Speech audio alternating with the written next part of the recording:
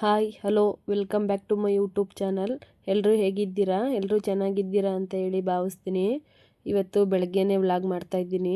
ಎದ್ದಿದ ತಕ್ಷಣವೇ ಇವತ್ತು ಮರಳೆ ಹುಳಿ ಕಾಳು ಕಟ್ಟಿದ್ವಿ, ಹಂಗಾಗಿ ಅದು ಮೊಳಕೆ ಬಂದಿದೆಯಾ ಏನೋ ಅಂತೇಳಿ ನೋಡಲಿಕ್ಕೆ ತೆಗ್ದಿದೆ.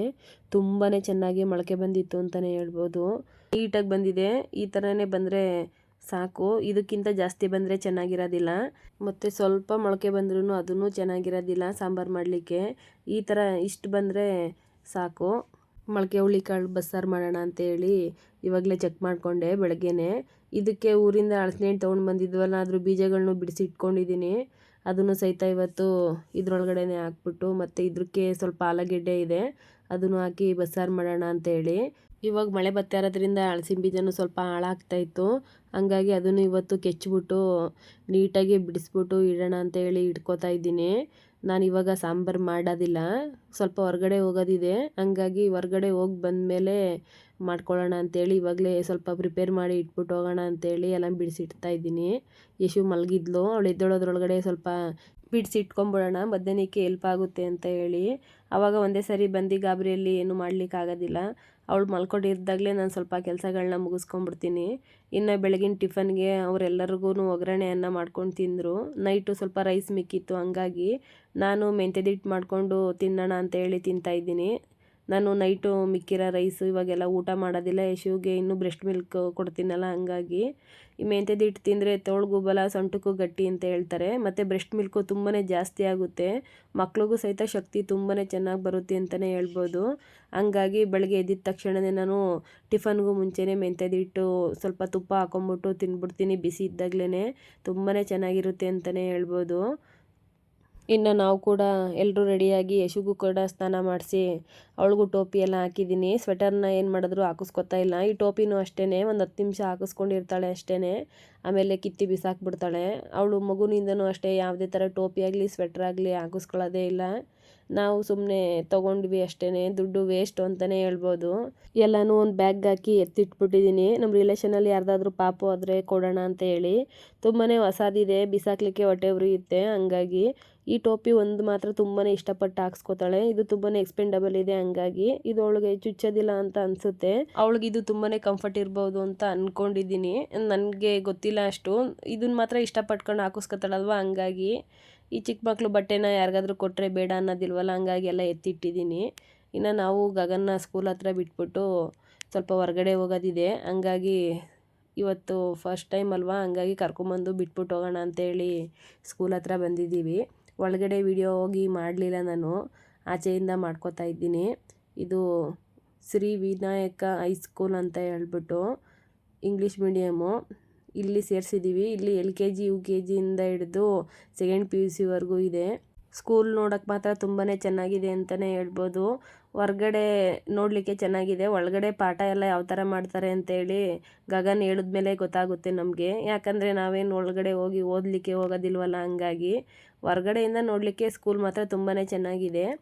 ಇನ್ನು ನಾವು ಏನು ಕೆಲಸಕ್ಕೆ ಹೊರ್ಗಡೆ ಹೋಗಿದ್ದೀವಿ, ಯಾಕೆ ಹೋಗಿದ್ದೀವಿ ಅಂತ ಹೇಳಿ ನೆಕ್ಸ್ಟ್ ವಿಡಿಯೋದಲ್ಲಿ ಹೇಳ್ತೀನಿ. ಈ ವಿಡಿಯೋದಲ್ಲಿ ಹೇಳೋಕ್ಕಾಗೋದಿಲ್ಲ, ಯಾಕಂದರೆ ಅದು ನಮಗೂ ಇನ್ನೂ ಕನ್ಫರ್ಮ್ ಇಲ್ಲ. ಹಂಗಾಗಿ ಅಲ್ಲಿ ಹೋಗಿ ಇವತ್ತು ಮೀಟಿಂಗ್ ಅಟೆಂಡ್ ಮಾಡೋಣ ಅಂತ ಹೋಗಿದ್ದೀವಿ. ಅಲ್ಲಿ ಮೀಟಿಂಗೆಲ್ಲ ಅಟೆಂಡ್ ಮಾಡಿ ಅಲ್ಲಿ ರೂಲ್ಸ್ ಎಲ್ಲ ಕೇಳಿಕೊಂಡು ನೋಡಿ ಬರಬೇಕಾದ್ರೆ ಹಂಗೆ ಗಗನ್ನು ಕರ್ಕೊಂಡು ಮನೆ ಕಡೆ ಹೊರಡೋಣ ಅಂತೇಳಿ ಬರ್ತಾಯಿದ್ದೀವಿ. ಇನ್ನು ಮಧ್ಯಾಹ್ನಕ್ಕೆ ಬಂದು ಸಾಂಬಾರು ಮಾಡ್ಕೊಳ್ಳೋಣ ಅಂತೇಳಿ ಕಾಳೆಲ್ಲ ನೀಟಾಗಿ ಕ್ಲೀನ್ ಮಾಡಿ ಇಟ್ಬಿಟ್ಟು ಬಂದಿದೆ. ತರಕಾರಿ ಎಲ್ಲ ಕಟ್ ಮಾಡಿ ಇಟ್ಬಿಟ್ಟು ಇಲ್ಲೇ ಟೈಮು ಇಷ್ಟೊಂದು ಆಗೋಯಿತು. ಇಲ್ಲಿ ಯಾವಾಗಲೇ ಟೈಮ್ ಬಂದು 4:10 ಇನ್ನು ಮನೆಗೆ ಹೋಗೋದ್ರೊಳಗೆ ಎಷ್ಟೊತ್ತಾಗುತ್ತೋ ಗೊತ್ತಿಲ್ಲ. ಇನ್ನು ಈ ಸ್ಕೂಲಿಂದ ನಮ್ಮ ಮನೆ ಹತ್ರಕ್ಕೆ ಒಂದು 10 ನಿಮಿಷಕ್ಕೆಲ್ಲ ಬರ್ಬೋದು, ಹಂಗಾಗಿ ನಾವು ಇವಾಗ ಮನೆ ಕಡೆ ಬಂದ್ವಿ. ಇನ್ನು ಬಂದಿದ್ದ ತಕ್ಷಣವೇ ಅಡುಗೆ ಮನೆಗೆ ಬಂದುಬಿಟ್ಟಿದ್ದೀನಿ. ತುಂಬಾ ಹೊಟ್ಟೆ ಹಸಿವಾಗ್ತಾಯಿತ್ತು, ಹಂಗಾಗಿ ಬೇಗನೆ ಅಡುಗೆ ಮಾಡ್ಕೊಂಬಿಡೋಣ ಅಂತ ಹೇಳಿ. ಇನ್ನು ನನಗೆ ಹೊರ್ಗಡೆ ಎಲ್ಲೂ ಊಟ ಅಷ್ಟು ಸೆಟ್ ಆಗೋದಿಲ್ಲ. ಹೋಟ್ಲಲ್ಲಿ ನಾನು ಜಾಸ್ತಿ ಊಟ ಮಾಡಲ್ಲ, ಮನೆಗೆ ಬಂದು ಎಷ್ಟೊತ್ತಾದರೂ ಅಡುಗೆ ಮಾಡ್ಕೊಂಡು ಊಟ ಮಾಡ್ತೀನಿ. ಎಮರ್ಜೆನ್ಸಿ ಏನಾದ್ರು ಇದ್ದರೆ ತಿನ್ನಲೇಬೇಕು, ತುಂಬಾ ಟೈಮ್ ಆಗಿಬಿಟ್ಟಿದೆ, ತುಂಬಾ ಹೊಟ್ಟೆ ಹಸ್ತಿದೆ ಅಂದರೆ ಮಾತ್ರ ನಾನು ಹೊರಗಡೆ ತಿನ್ನೋದು. ಇನ್ನು ಶಿವುಗೆ ಗಗನ್ಗೆಲ್ಲ ತುಂಬಾ ಅಭ್ಯಾಸ ಇದೆ, ಅವ್ರು ಹೊರಗಡೆ ಔಟ್ಸೈಡು ಊಟ ಮಾಡ್ತಾರೆ, ಹಂಗಾಗಿ ಇನ್ನು ಕಾಳುಗಳೆಲ್ಲ ತೊಳೆದು ಇಟ್ಕೊಂಡ್ಬಿಟ್ಟಿದ್ದೀನಿ. ಇವಾಗ ಅಡುಗೆ ಮಾಡ್ಕೊಳ್ಳೋಣ ಬನ್ನಿ. ಕ್ವಾಂಟಿಟಿ ಬಂದು ನಿಮ್ಮಿಷ್ಟ, ನೀವೆಷ್ಟು ಸಾಂಬಾರಿಗೆ ಬೇಕೋ ಅಷ್ಟು ಮಾಡ್ಕೊಬೋದು. ನಾನಿಲ್ಲಿ 2 ಈರುಳ್ಳಿ 2 ಬೆಳ್ಳುಳ್ಳಿನ ನೀಟಾಗಿ ಬಿಡಿಸ್ಬಿಟ್ಟು ಒಂದು ಚಿಕ್ಕ ಜಾರ್ಗೆ ರುಬ್ಬಿಟ್ಕೊಂಡಿದ್ದೀನಿ. ಸ್ವಲ್ಪ ತರಿಯಾಗಿ ರುಬ್ಬಿಟ್ಕೋಬೇಕು, ನುಣ್ಣಗೆ ರುಬ್ಬಾರ್ದು. ಇದಕ್ಕೇನೆ ಸ್ವಲ್ಪ ಕರಿಬೇವಿನ ಎಲೆ ಹಾಕ್ಕೊಂಡು ಹಂಗೆ ಫ್ರೈ ಮಾಡ್ಕೊತಾ ಇದ್ದೀನಿ. ಕರಿಬೇವಿನ ಎಲೆನ ನಾನು ಫಸ್ಟು ಎಣ್ಣೆಗೆ ಡೈರೆಕ್ಟ್ ಹಾಕೋದಿಲ್ಲ, ಹಂಗಾಗಿ ಮತ್ತು ತೊಳೆದಿಟ್ಕೊಂಡಿರೋ ಅಂಥ ಹುರುಳಿಕಾಳನ್ನು ಸಹಿತ ಇವಾಗಲೇ ಫ್ರೈ ಮಾಡಲಿಕ್ಕೆ ಹಾಕೋತಾ ಇದ್ದೀನಿ. ಇದನ್ನು ಕೂಡ ನೀಟಾಗಿ ನೀರನ್ನೆಲ್ಲ ಸೋರ್ಸಿ ಇಟ್ಕೊಂಬಿಟ್ಟು ಎಣ್ಣೆಗೆ ಹಾಕೋಬೇಕು. ಇದರಲ್ಲಿ ಏನೋ ನೀರಿನಂಶ ಎಲ್ಲ ಸ್ವಲ್ಪ ಸೀದೋಗ್ಬಿಡ್ಬೇಕು. ಹಂಗೇ ಅದಕ್ಕೆ ಎಣ್ಣೆ ಹಾಕ್ಕೊಂಡು ರೋಸ್ಟ್ ಮಾಡ್ಕೋಬೇಕು ಹುರುಳಿಕಾಳನ್ನು ಸಹಿತ. ಫಸ್ಟೇ ಖಾರ ಹಾಕ್ಬಿಟ್ಟು ಆಮೇಲೆ ಹುರುಳಿಕಾಳು ಹಾಕಿದ್ರೆ ಚೆನ್ನಾಗಿರಲ್ಲ, ಹಂಗಾಗಿ ಎಣ್ಣೆಲೇ ಆದಷ್ಟು ಹುರುಳಿಕಾಳನ್ನ ಒಂದು 1/4 ಭಾಗದಷ್ಟು ರೋಸ್ಟ್ ಮಾಡ್ಕೋಬೇಕು. ಆಮೇಲೆ ರುಬ್ಬಿಟ್ಕೊಂಡಿರೋ ಅಂಥ ಮಸಾಲೆನ ಹುರುಳಿಕಾಳಿಗೆ ಹಾಕೋಬೇಕು. ಹಾಕೋಬಿಟ್ಟು ಇದಕ್ಕೆ ನೀರು ಹಾಕ್ಬಾರ್ದು, ಹಂಗೇ ಬೇಯಿಸ್ಕೋಬೇಕು. ಹಂಗೇ ಬೆಂದರೆ ಚೆನ್ನಾಗಿ ಕಾಳುಗಳಿಗೆಲ್ಲ ಮಸಾಲೆ ಹಿಡಿಯುತ್ತೆ. ಫಸ್ಟೇ ನೀರು ಹಾಕ್ಬಿಟ್ರೆ ಅದು ಹುರುಳಿಕಾಳಿಗೆ ಮಸಾಲೆ ಹಿಡಿಯೋದಿಲ್ಲ ಅಂತ ಹೇಳಿ ಈ ಥರ ಹುರುಳಿಕಾಳು ಹಾಕಾದ್ಮೇಲೆ ಮಸಾಲೆ ಹಾಕೋಬೇಕು. ಹಾಕ್ಕೊಂಡಿದ್ದಾದ್ಮೇಲೆ ನೀಟಾಗಿ ಮಿಕ್ಸ್ ಮಾಡ್ಕೋಬೇಕು, ಎಲ್ಲ ಕಾಳಿಗೂ ಮಸಾಲೆ ಹಿಡಿಯೋ ಥರ. ಒಂದು 2ರಿಂದ 3 ನಿಮಿಷ ನೀಟಾಗಿ ಮಿಕ್ಸ್ ಮಾಡಿ ಅದನ್ನು ಹಿಂಗೆ ಗಟ್ಟಿಯಾಗೆ ಬೇಯಿಸ್ಕೋಬೇಕು ಅಂತ ಹೇಳ್ತೀನಿ. ನಮಗೆ ಎಷ್ಟು ಕ್ವಾಂಟಿಟಿ ಸಾಂಬಾರು ಬೇಕೋ ಅಷ್ಟು ನೀರನ್ನ ಸೇರಿಸ್ಕೊಳ್ಳಿ. ಇನ್ನು ಈ ಮಸಾಲೆಗೆ ಒಂದು 2ರಿಂದ 3 ಈರುಳ್ಳಿ, 2 ಬೆಳ್ಳುಳ್ಳಿ, ಸ್ವಲ್ಪ ಕೊತ್ತಂಬರಿ ಸೊಪ್ಪು, ಶುಂಠಿ, ಹಸಿಮೆಣಸಿನ್ಕಾಯಿ, ಚಕ್ಕೆ, ಲವಂಗ, ಸ್ವಲ್ಪ ಅರಿಶಿನ ಪುಡಿ, ಖಾರದ ಪುಡಿ, ಹುರ್ಗಡ್ಲೆ, ತೆಂಗಿನಕಾಯಿ ತುರಿ, ಒಂದು 2ರಿಂದ 3 ಟೊಮೊಟೊ, ಕೊತ್ತಂಬರಿ ಸೊಪ್ಪು ಇಷ್ಟನ್ನು ಹಾಕ್ಕೊಂಡು ನೀಟಾಗಿ ರುಬ್ಕೋಬೇಕು. ಇದನ್ನು ರುಬ್ಕೊಂಡಿದ್ದಾದಮೇಲೆ ಈ ಮಸಾಲೆನ ಇದಕ್ಕೆ ಆ್ಯಡ್ ಮಾಡ್ಕೋಬೇಕು. ಇನ್ನು ಮಸಾಲೆ ಎಲ್ಲ ಆ್ಯಡ್ ಮಾಡ್ಕೊಂಡಿದ್ದಾದಮೇಲೆ ಬಿಡಿಸಿಟ್ಕೊಂಡಿರೋ ಅಂಥ ಹಲಸಿನ ಬೀಜನೂ ಸಹಿತ ಇದಕ್ಕೆ ಸೇರಿಸ್ಕೊಳ್ಳಿ. ಇದನ್ನೇನು ಫ್ರೈ ಮಾಡ್ಕೊಳ್ಳೋದೇನು ಬೇಡ, ಹಂಗಾಗಿ ಆಲೂಗೆಡ್ಡೆನೂ ಸಹಿತ ಹಂಗೆ ಹಾಕ್ಕೊಳ್ಳಿ. ಇದನ್ನು ಏನು ಫ್ರೈ ಮಾಡೋದು ಬೇಡ. ಸಾಂಬಾರು ನೀರೆಲ್ಲ ಎಷ್ಟು ಬೇಕು ಅಷ್ಟು ಕ್ವಾಂಟಿಟಿ ಹಾಕೊಂಡಾದ್ಮೇಲೆ ಇದನ್ನು ಸೇರಿಸ್ಕೊಂಡ್ರೆ ಆಯಿತು. ಇದನ್ನೆಲ್ಲ ಹಾಕೊಂಡಾದ್ಮೇಲೆ ನೀಟಾಗಿ ಒಂದು 2 ಮಿಕ್ಸ್ ಕೊಟ್ಬಿಡಿ. ನಿಮಗೆ ಉಪ್ಪು ಖಾರ ಇವಾಗಲೇ ಚೆಕ್ ಮಾಡ್ಕೊಳ್ಳಿ. ಚೆಕ್ ಮಾಡ್ಕೊಂಡಿದ್ದಾದಮೇಲೆ ಲಿಡ್ನ ಕ್ಲೋಸ್ ಮಾಡಿಬಿಟ್ಟು 1ರಿಂದ 2 ವಿಷಲ್ ಕೂಗಿಸ್ಕೊಂಡ್ರೆ ಸಾಕು, ಸಾಂಬಾರು ರೆಡಿನೇ ಆಗಿಬಿಡುತ್ತೆ ಅಂತ ಹೇಳ್ತೀನಿ. ನೋಡ್ತಿರ್ಬೋದು ಸಾಂಬಾರು ಕೂಡ ರೆಡಿಯಾಗಿದೆ. ಪರಿಮಳನೂ ಅಷ್ಟೇ ಘಮ ಘಮ ಅಂತ ಬರ್ತಾ ಇದೆ. ವಿಡಿಯೋದಲ್ಲಿ ಘಮ ಘಮ ಅಂತ ಬರೋದು ಗೊತ್ತಾಗೋದಿಲ್ಲ, ನಮಗೆ ಮಾತ್ರ ಗೊತ್ತಾಗುತ್ತೆ. ಕಾಳುಗಳು ಅಷ್ಟೇ, ತರಕಾರಿಗಳು ಅಷ್ಟೇ ನೀಟಾಗಿ ಬೆಂದಿದೆ. ತುಂಬಾ ಜಾಸ್ತಿ ಬೆಂದೋಗಬಾರ್ದು, ಮತ್ತು ಇದನ್ನು ರೋಸ್ಟ್ ಮಾಡಬೇಕಲ್ವ, ಹಂಗಾಗಿ ಒಂದು 90% ಬೆಂದಿದ್ರೆ ಸಾಕು ಅಂತ ಹೇಳ್ತೀನಿ. ಇನ್ನು ಒಂದು ಕಡಾಯಿಗೆ ಒಂದು 2ರಿಂದ 3 ಚಮಚ ಎಣ್ಣೆ ಹಾಕ್ಕೊಂಡಿದ್ದೀನಿ. ಕಟ್ ಮಾಡಿರೋ ಅಂಥ ಈರುಳ್ಳಿನ ಸೇರಿಸ್ಕೊತಾ ಇದ್ದೀನಿ. ಈರುಳ್ಳಿನ ಕೂಡ ಸ್ವಲ್ಪ ರೋಸ್ಟ್ ಆಗೋವರೆಗೂ ಫ್ರೈ ಮಾಡ್ಕೋಬೇಕು. ಫ್ರೈ ಮಾಡ್ಕೊಂಡಿದ್ದಾದಮೇಲೆ ಸ್ವಲ್ಪ ಕರಿಬೇವನ್ನು ಸೇರಿಸ್ಕೊತಾ ಇದ್ದೀನಿ. ಇದಕ್ಕೆ ಕರಿಬೇವು ಹಾಕ್ಕೊಂಡಿದ್ದಾದಮೇಲೆ ಕಾಯಿ ತುರಿನೂ ಸಹಿತ ಹಾಕ್ಕೊಂಡು ನೀಟಾಗಿ ರೋಸ್ಟ್ ಮಾಡ್ಕೊತಾ ಇದ್ದೀನಿ. ಇನ್ನು ಸಾಂಬಾರಲ್ಲಿ ಇರೋ ಅಂಥ ಕಾಳುಗಳನ್ನ ಈ ಥರ ಜಾಲರಿ ಬರುತ್ತಲ್ಲ, ಬಜ್ಜಿ ಬೋಂಡ ತೇಲ್ಸೋ ಅಂಥದ್ದು, ಈ ಥರ ಜಾಲರಿಯಲ್ಲಿ ಕಾಳನ್ನ ನೀಟಾಗಿ ಸಾಂಬಾರೆಲ್ಲ ಕೆಳಗಡೆ ಬೀಳೋ ಥರ ಸೋಸ್ಕೋಬೇಕು. ಒಂದು ಸ್ವಲ್ಪನೂ ಸಾಂಬಾರು ಇರಬಾರ್ದು, ಚೆನ್ನಾಗಿರೋದಿಲ್ಲ. ಹಂಗಾಗಿ ಈ ಸಾಂಬಾರೆಲ್ಲ ನೀಟಾಗಿ ಸೋಸ್ಕೊಂಡಿದ್ದಾದಮೇಲೆ ಈರುಳ್ಳಿ ಎಲ್ಲ ಫ್ರೈ ಮಾಡ್ಕೊಂಡಿದ್ವಲ್ಲ, ಅದಕ್ಕೆ ಡೈರೆಕ್ಟ್ ಹಂಗೆ ಹಾಕ್ಕೊಂಬಿಟ್ರೆ ಆಯಿತು. ಹಾಕ್ಕೊಂಬಿಟ್ಟು ಸ್ವಲ್ಪ ಅದನ್ನು ಫ್ರೈ ಮಾಡ್ಕೊಂಬಿಟ್ಟು ಸಪ್ಪೆ ಉಪ್ಪು ಖಾರ ಎಲ್ಲ ನೋಡಿಕೊಂಡು ಅದಕ್ಕೆ ಉಪ್ಪನ್ನು ಕೂಡ ಆ್ಯಡ್ ಮಾಡ್ಕೋಬೋದು ಇವಾಗಲೇ. ತುಂಬ ಏನು ಬೇಯಿಸ್ಲಿಕ್ಕೆ ಹೋಗಬಾರ್ದು, ಸಾಂಬಾರಲ್ಲಿ ಆಲ್ರೆಡಿ ಬೆಂದೋಗಿದೆಯಲ್ವ, ಹಂಗಾಗಿ. ಇನ್ನು ಸಾಂಬಾರು ಪಲ್ಯ 2 ಕೂಡ ರೆಡಿ ಆಯಿತು.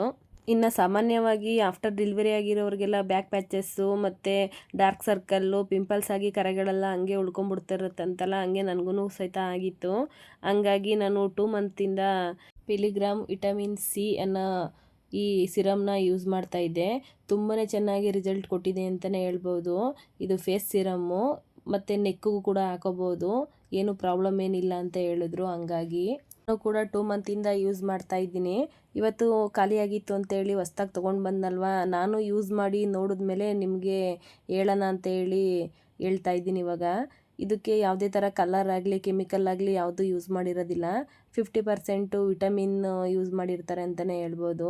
ಇದು ಯಾವುದೇ ಥರ ಥಿಕ್ನೆಸ್ ಏನು ಇರೋದಿಲ್ಲ, ಆಯಿಲಿಯಾಗಿ ಏನೂ ಇರೋದಿಲ್ಲ, ಫುಲ್ಲು ವೈಟಲ್ಲೇ ಇರುತ್ತೆ. ಇದನ್ನು ನಮ್ಮದು ಫೇಸ್ ಎಲ್ಲ ನೀಟಾಗಿ ವಾಶ್ ಮಾಡಿಬಿಟ್ಟು ಒಂದು ಕಾಟನ್ ಬಟ್ಟೆಲಿ ಮುಖದಲ್ಲಿ ಒಂದು ಚೂರು ನೀರಿಲ್ದಂಗೆ ಎಲ್ಲ ಒರೆಸ್ಬಿಟ್ಟು ಯೂಸ್ ಮಾಡಬೇಕು ಅಂತ ಹೇಳ್ತೀನಿ. ಮುಖದಲ್ಲಿ ಸ್ವಲ್ಪ ನೀರು ಆಯಿಲ್ಲು ಏನೂ ಇರಬಾರ್ದು ಇದನ್ನು ಯೂಸ್ ಮಾಡಬೇಕಾದ್ರೆ. ನಮಗೆ ಎಲ್ಲೆಲ್ಲಿ ಡಾರ್ಕ್ ಸರ್ಕಲ್ ಇದೆ, ಪಿಂಪಲ್ಸ್ ಆಗಿ ಕರೆಗಳು ಉಳ್ಕೊಂಬಿಟ್ಟಿದೆ, ಅಲ್ಲಿಗೆಲ್ಲನೂ ಸಹಿತ ಅಪ್ಲೈ ಮಾಡ್ಬೋದು, ಮತ್ತು ನೆಕ್ಕಿಗೂ ಕೂಡ ಅಪ್ಲೈ ಮಾಡ್ಬೋದು. ಕಣ್ಣತ್ರ ಡಾರ್ಕ್ ಸರ್ಕಲ್ ಇರುತ್ತಲ್ಲ ಅಲ್ಗೂ ಸಹಿತ ಅಪ್ಲೈ ಮಾಡ್ಬೋದು ಅಂತ ಹೇಳಿದ್ದಾರೆ. ಈ ಸಿರಮಿಂದ ಯಾವುದೇ ಥರ ಸೈಡ್ ಎಫೆಕ್ಟ್ ಏನೂ ಇಲ್ಲ. ನಾನು 2 ಮಂತಿಂದ ಯೂಸ್ ಮಾಡಿ ನೋಡಿದ್ದೀನಲ್ವ, ಹಂಗಾಗಿ ನಿಮಗೆ ಹೇಳ್ತಾ ಇದ್ದೀನಿ. ನನಗೆ ಇದು ಮುಕ್ಕಾಲು ಭಾಗ ಕಡಿಮೆ ಆಗ್ತಾ ಬರ್ತಿದೆ. ನೋಡ್ತಾ ಇರ್ಬೋದು ನನ್ನ ಮುಖಕ್ಕೆ ಯಾವ ಥರ ಹೊಂದ್ಕೊಂಡಿದೆ ಅಂತ ಹೇಳ್ಬಿಟ್ಟು. ಈ ನಡುವೆ ತುಂಬಾ ಸಿರಮ್ಮು ಯೂಸ್ ಮಾಡಿ ನೋಡಿದೆ, ಅದು ಸ್ವಲ್ಪ ಆಯಿಲ್ ಈ ಥರ ಕೈಗೆಲ್ಲ ಹಂಗಂಗೆ ಬರ್ತಾ ಇತ್ತು. ಮತ್ತು ನಾನು ಮುಖಕ್ಕೆ ನೈಟಲ್ಲೇ ಯೂಸ್ ಮಾಡೋದ್ರಿಂದ ಅದನ್ನ ಹಾಕೊಂಡು ಮಲ್ಕೊಂಡಾಗ ಬೇರೆ ಕಡೆ ಎಲ್ಲ ಸ್ಪ್ರೆಡ್ ಆಗ್ತಾ ಇತ್ತು. ಹಂಗಾಗಿ ಈ ಸಿರಮ್ನ ಯೂಸ್ ಮಾಡ್ತಾ ಇದ್ದೀನಿ. ಇದು ತುಂಬಾ ಚೆನ್ನಾಗಿದೆ ಅಂತಲೇ ಹೇಳ್ಬೋದು. ನೀವೇ ನೋಡ್ತಿರ್ಬೋದು ನನ್ನ ಮುಖಕ್ಕಾಗಲಿ ನನ್ನ ಕೈಗಾಗಲಿ ಸ್ವಲ್ಪನೂ ಆಯಿಲ್ ಥರ ಏನು ಕಾಣಿಸ್ತಾನೆ ಇಲ್ಲ. ನನ್ನ ಮುಖಕ್ಕೆ ತುಂಬಾ ಚೆನ್ನಾಗಿ ಹೊಂದ್ಕೊಂಡಿದೆ ಅಂತ ಹೇಳ್ತೀನಿ. ಮತ್ತು ಈ ಸಿರಮ್ನ ಯೂಸ್ ಮಾಡಿದ್ಮೇಲೆ ಬಿಸಿಲಿಗೆ ಹೋದರೆ ರೆಡ್ ಆಗಿಬಿಡೋದು, ತುಂಬಾ ರೆಡ್ಡಾಗಿ ಕಾಣೋದು ಆ ಥರ ಯಾವುದೂ ಇಲ್ಲ. ತುಂಬಾ ಚೆನ್ನಾಗಿದೆ, ಗುಡ್ ರಿಸಲ್ಟ್ ಕೊಡುತ್ತೆ ಅಂತಲೇ ಹೇಳ್ತೀನಿ. ನಿಮ್ಗೆ ಯಾರಿಗಾದ್ರೂ ಈ ಥರ ಪ್ರಾಬ್ಲಮ್ ಇರೋರು ತಗೊಂಡು ಯೂಸ್ ಮಾಡಿ ನೋಡಿ, ನಿಜವಾಗ್ಲೂ ಗುಡ್ ರಿಸಲ್ಟ್ ಕೊಡುತ್ತೆ. ಇನ್ನು ನಾನು ಕೂಡ ಸಿರಮ್ ಎಲ್ಲ ಯೂಸ್ ಮಾಡಿದ್ಮೇಲೆ ಯಶುನ ಸ್ವಲ್ಪ ಹೊತ್ತು ಆಟ ಆಡ್ಸೋಣ ಅಂತೇಳಿ ರೂಮ್ಗೆ ಕರ್ಕೊಂಬಂದು ಆಟ ಆಡಿಸ್ತಾ ಇದ್ದೀನಿ. ಇನ್ನು ಮೊನ್ನೆ ಅಮ್ಮ ಊರಿಗೆ ಹೋದಾಗ ಅವ್ರದ್ದು ಕರಮಣಿ ಸಹಿತ ಕಟ್ಟಾಗ್ಬಿಟ್ಟಿತ್ತು. ಕರಿಬೇವಿನ ಸೊಪ್ಪು ಕೀಳಕ್ಕೆ ಅಂತ ಹೋಗಿದ್ದಾರೆ, ಅದು ಗಿಡಕ್ಕೆ ಸಿಗಾಕೊಂಡ್ಬಿಟ್ಟು ಕಟ್ಟಾಗ್ಬಿಟ್ಟಿದೆ. ಅವರು ನೋಡ್ಕೊಂಡೇ ಇಲ್ಲ, ಹಂಗಾಗಿ ತಾಲಿ ಮತ್ತು ಗುಂಡುಗಳು ಎಲ್ಲ ಬಿದ್ದೋಗ್ಬಿಟ್ಟಿತ್ತು. ಇವಾಗ ಎಲ್ಲ ಸಿಕ್ಕಿದೆ, ಇನ್ನೊಂದು ಸಿಗಬೇಕಿತ್ತು. ಅದು ತುಂಬಾ ಹುಲ್ಲು ಎಲ್ಲ ಬೆಳೆದಿತ್ತಲ್ವ ತೋಟದಲ್ಲಿ, ಹಂಗಾಗಿ ಅದು ಗಿಡಗಳ ಮಧ್ಯೆ ಎಲ್ಲ ಸೇರ್ಕೊಂಡ್ಬಿಟ್ಟಿದೆ, ಸಿಗಲೇ ಇಲ್ಲ. ಇನ್ನು ಅಷ್ಟೇ ಆದ ಸಿಕ್ಕಿದೆಯಲ್ಲ ಅಷ್ಟೇ ಪುಣ್ಯ ಅಂತೇಳಿ ತೊಗೊಂಡು ಬಂದು ಇವತ್ತು ಅದನ್ನು ಏರ್ಸ್ಕೊತಿದ್ದಾರೆ. ಯಶು ಹೋಗಿ ಬಾಯಿಗೆ ಹಾಕೊಂಡ್ಬಿಡ್ತಾಳೆ ಅಂತೇಳಿ ಕರ್ಕೊಂಬಂದು ಇಲ್ಲಿ ಆಟ ಆಡಿಸ್ತಾ ಇದ್ದೀನಿ. ಇನ್ನು ಯಶು ಇಷ್ಟು ದಿನ ಅದು ಇದು ಸಹಾಯ ತಗೊಂಡು ಎದ್ದು ನಿಂತ್ಕೋತಾ ಇದ್ಲು. ಬೆಂಚು ಮತ್ತು ಕುರ್ಚಿ ಏನಾದರೂ ಸಿಕ್ಕಿದ್ರೆ ಅದು ಇಟ್ಕೊಂಡು ನಡೆಯೋದು ಎಲ್ಲ ಮಾಡ್ತಾಯಿದ್ಲು. ಈ ನಡುವೆ ಆ ಥರ ಮಾಡ್ತಾಯಿಲ್ಲ. ಅವಳೇ ಸಡನ್ನಾಗಿ ಎದ್ದು ನಿಂತ್ಕೊಂಡ್ಬಿಡ್ತಾಳೆ, 2ರಿಂದ 3 ನಿಮಿಷ ನಿಂತ್ಕೊಂಡಿರ್ತಾಳೆ, ಆಮೇಲೆ ಬಿದ್ದೋಗ್ಬಿಡ್ತಾಳೆ. ಇಷ್ಟು ದಿನ ಯಾರ್ದಾರು ಸಹಾಯ ತಗೋತಾ ಇದ್ಲು ಎದ್ದು ನಿಂತ್ಕೊಳ್ಳೋಕ್ಕೆ, ಇವಾಗ ಆ ಥರ ಮಾಡಲ್ಲ. ತಾನಾಗೆ ಎದ್ದು ನಿಂತ್ಕೊಂಡ್ಬಿಟ್ಟು ಬಿದ್ದೋಗ್ಬಿಡೋದು ಮತ್ತು ಜೋರಾಗಿ ಕಿರ್ಚೋದು. ತುಂಬಾ ಹಠ ಅಂದರೆ ಹಠ ಮಾಡಲಿಕ್ಕೆ ಶುರು ಮಾಡಿಬಿಟ್ಟಿದ್ದಾಳೆ. ಮಿರರ್ ನೋಡಿ ಜೋರಾಗಿ ಕಿರ್ಚೋದು, ಅದರೊಳಗಡೆ ಅವಳನ್ನೇ ನೋಡಿಬಿಟ್ಟು ಪಾಪ ಪಾಪ ಅಂತ ಹೇಳಿ ಕರೆಯೋದು, ಆ ಥರ ಎಲ್ಲ ಮಾಡ್ತಾಳೆ. ನೋಡಲಿಕ್ಕೆ ಅಂತೂ ನನಗಂತೂ ತುಂಬಾ ಖುಷಿ ಅಂತ ಅನಿಸುತ್ತೆ. ಸಣ್ಣ ಮಕ್ಕಳು ಆಟ ನೋಡಲಿಕ್ಕೆ ಒಂಥರ ಚೆಂದ ಅಲ್ವಾ, ಹಂಗಾಗಿ. ಇನ್ನು ಇವತ್ತಿನ ವ್ಲಾಗು ಇಷ್ಟೇ ಫ್ರೆಂಡ್ಸ್. ದಯವಿಟ್ಟು ಸಬ್ಸ್ಕ್ರೈಬ್ ಮಾಡ್ಕೊಂಡು ನೋಡಿ, ಕಮೆಂಟ್ಸ್ ಮಾಡಿ, ಶೇರ್ ಮಾಡಿ. Bye friends.